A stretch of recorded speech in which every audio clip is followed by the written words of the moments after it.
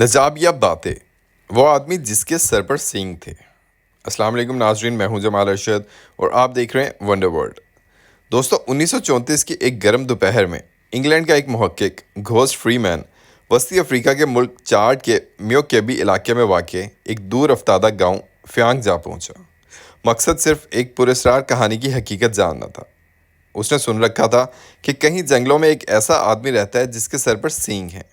یہ بات سننے میں افسانوی لگتی تھی، لیکن جب فری مین نے وہاں کے لوگوں سے میل جول بڑھایا، ان کے رسم و رواج کا احترام کیا اور ان کا اعتماد جیتا، تب جا کر ایک نام سامنے آیا: نجابیہ باتیں، ایک الگ تھلگ دنیا کا باشعور باسی۔ دوستو نجابیہ باتیں وہ شخص تھا جسے لوگ دیکھنے سے ڈرتے تھے۔ اس کے سر سے نکلے ہوئے قدرتی سینگ نہ صرف خوف کا باعث تھے، بلکہ لوگوں نے اسے مقدس اور خطرناک مان کر خود سے کاٹ دیا تھا۔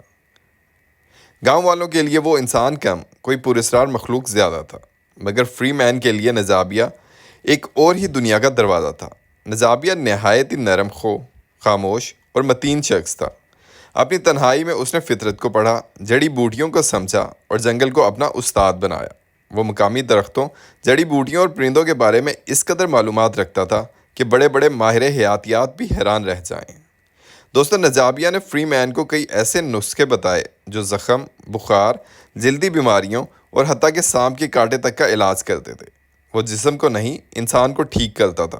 وہ کہتا تھا، فطرت اگر زخم دیتی ہے تو شفا بھی دیتی ہے، بس اسے سننے والا دل اور سمجھنے والی آنکھیں چاہیے۔ دوستو گھوسٹ فری مین نے نجابیہ پر اپنے مشاہدات کو ایک مضمون کی صورت میں قلم بند کیا اور انگلینڈ کے ایک سائنسی جریدے میں شائع کروایا۔ یہ مضمون جیسے ہی منظر عام پر آیا، سائنسی دنیا میں ہلچل مچ گئی۔ کیا واقعی انسان کے سر سے قدرتی سینگ نکل سکتے ہیں، یا پھر یہ کوئی نایاب بیماری ہے؟ مگر جو چیز سب سے زیادہ متاثر کن تھی وہ نجابیہ کی حکمت اور انسانیت تھی۔ ایک ایسا شخص جو خود تنہا تھا مگر دوسروں کے لیے شفا بن کر جیتا تھا۔ نجابیہ باتیں صرف ایک حیرت انگیز جسمانی مظہر نہیں تھا، وہ ایک درس تھا کہ جنہیں ہم الگ یا عجیب سمجھتے ہیں، کبھی کبھار وہی دنیا کے سب سے دانا انسان ہوتے ہیں۔ اور شاید جنگل کی خاموشی میں گونجتی اس کی آواز آج بھی کہتی ہو، میں سینگ والا نہیں، علم والا ہوں۔ دوستو آج کی اس ویڈیو کے بارے میں اپنی رائے کا اظہار کامنٹ سیکشن میں ضرور کیجیے گا اور ہمارے یوٹیوب چینل ونڈر ورلڈ کو سبسکرائب ضرور کیجیے گا۔ انشاءاللہ اگلی ویڈیوز میں ملیں گے بہت سی نئی اور دلچسپ معلومات کے ساتھ۔